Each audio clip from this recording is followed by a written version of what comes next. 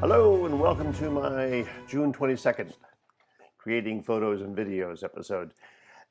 In my last video, I talked about how I was not able to get audio from my iPhone, running FilmicPro and feeding it through via HDMI cables through the ATEM Mini that I use as a switcher between different input devices. Then I showed you how I worked around that problem simply by plugging a microphone into this Comica wireless mic that I'm using right now into my MacBook Pro itself. And then that picked up the audio and everything was fine. So I solved the problem. But I actually have solved the problem of the audio coming from the iPhone itself. And I thought you might be interested in knowing what works and what doesn't work. It turns out it wasn't the iPhone at all. It wasn't a function of the iPhone not being able to pass the audio. It was just a function of FilmicPro not passing the audio over HDMI. Now, I don't know the innards of these different apps, but I contacted FilmicPro team and they had not experimented with it, so they weren't aware of the problem. But what I discovered was there are 3 other apps that will pass audio along with video over an HDMI connection. And let's be clear, I'm not recording the video and audio on the iPhone itself, but rather I'm sending that video and audio, hopefully, through the ATEM Mini into my MacBook Pro, where I'm actually recording it using the OBS Studio software.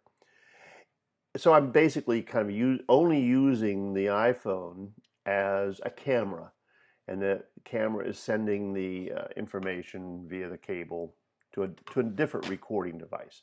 So it does, as long as the video app picks up the video and sends it, then I'm good to go. Another requirement of the app that you use to send that video to the MacBook Pro or to your computer, doesn't really matter which platform you're using, is that it will allow you to send what's called Clean HDMI. In other words, what you see right now are controls on the screen. But if I tap the screen, those controls go away.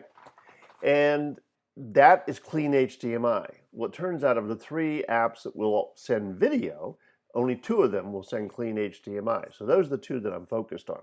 The first app is called Live Air Solo from Teradek. And this is that app. So this is my iPhone XS running Live Air Solo. You see, it's all clean. Now, Live Air Solo from Teradek is a nice app. So Live Air Solo is primarily used for doing live streaming from your iPhone. It's very good, it's very functional, has a lot of features, and it's free.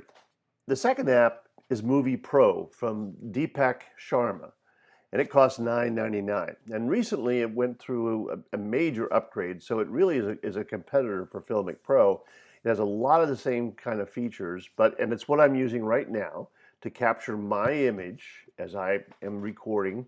And that image, as I said, if I touch the screen, the controls show up on the screen. And if I touch it again, I get Clean HDMI, no controls. And that's what you want. So Movie Pro is really the one that I want to use if I'm recording audio through the iPhone. Today my microphone is still connected through the MacBook Pro. The difficulty of having an external microphone with your iPhone is if I have an iPhone 6s Plus, so it still has the 3.5 port, and I can plug a mic into that and still have a lightning port in with the HDMI adapter so I can connect to the ATEM Mini. So this won't work, that is to say, having an external microphone won't work if you are using a phone that doesn't have the 3.5 adapter. And so my XS doesn't have the 3.5, not adapter, but rather the 3.5 port. So this is a useful feature, that is having audio sent with the HDMI if you're plugged in such a way where you can actually use the built-in microphone of the iPhone. If your talent is close enough to the iPhone that it's going to pick it up and be good audio. I've proven in this room that doesn't work very well. Okay, so Movie Pro. So let me go to camera number 2, which is my iPhone XS, and I have Movie Pro running, as I do on my 6S. It's capturing me in the little picture-in-a-picture window. If I tap on the screen, wait, this is in reverse, so let's turn this around. It's going out the window. So if I tap on the screen, the controls go away, right? So how do you make that happen? Well, you go down to the gear menu, which is down here at the bottom. You click on that, and you get the settings menu. If you scroll down, you get to a point where it says tap to hide interface. So it's right below recorder settings. As you can see, it's on. So I have hide UI, user interface. Okay, so it's as simple as that. Then you just click the done button and you go back here, click on the interface, and it hides that those controls. Okay, so that is how Movie Pro works, and it gives me audio through that device. So the takeaway is that Movie Pro is a very robust app. It does cost $9.99 at the point of this recording, and it is a very full-featured app, and it does allow for the passing of audio as well as video over HDMI. And remember, as I said before, these video apps are not recording the video. They're really just transferring the video. They're capturing it and transferring it over the HDMI connection through the ATEM Mini to whatever device you're recording on, whether it be a computer or an external hard drive, as you can do with the ATEM Mini Pro. Okay, so thank you very much for checking in on this video, and I'll see you in the next one. Goodbye.